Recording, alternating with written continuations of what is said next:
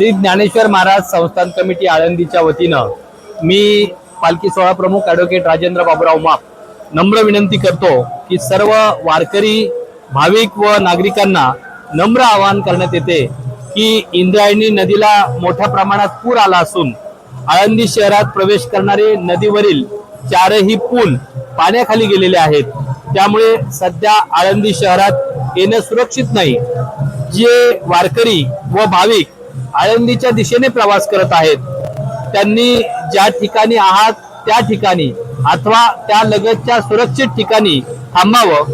आळंदीमध्ये येण्याचा कुठल्याही प्रकारे प्रयत्न करू नये। या ठिकाणी पुराची परिस्थिती पाहता आळंदी देवस्थाननं योग्य त्या सर्व दक्षता घेतलेल्या आहेत। महसूल प्रशासन असेल, पोलीस प्रशासन असेल, भाविक भक्त असेल, यांना नम्र आवाहन करण्यात येत आहे की आपण ज्या ठिकाणी असाल त्या ठिकाणी सुरक्षित थांबावं।